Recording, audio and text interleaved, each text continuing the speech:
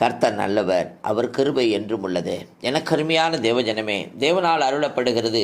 ஏழைக்கு இறங்குகிறவன் கர்த்தருக்கு கடன் கொடுக்கிறான், அவன் கொடுத்ததை அவர் திரும்ப கொடுப்பார் என்று சொல்லுகிறார். எனக்கு அருமையான தேவஜனமே, இன்னைக்கு யாருக்கு கொடுக்கிறோம்? ஆனால் வேதம் சொல்லுகிறது, கொடுங்கள் அப்பொழுது உங்களுக்கு கொடுக்கப்படும். சாதாரணமாய் அல்ல, உற்சாகமாய் கொடுங்கள், அப்பொழுது தேவன் உங்கள் மேல் பிரியமாய் இருப்பார் என்று.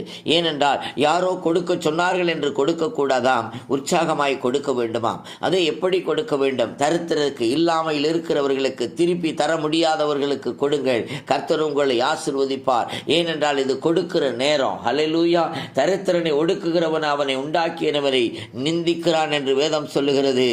ஆமென். தரித்திரரை நீங்க அவனுக்கு தயவு செய்கிறவனோ அவரை கனம் பண்ணுகிறான் என்று எழுதப்பட்டு இருக்கிறது. என கருமையான தேவஜனமே, ஒரு உறுதிமொழி எடுங்கள். நான் கொடுப்பேன், இல்லாதவனுக்கு உதவி செய்வேன் என்று, இருக்கிற மட்டும் நான் உதவி செய்வேன் என்று உறுதி எடுங்கள். கர்த்தர் உங்களை ஆசீர்வதிப்பார்.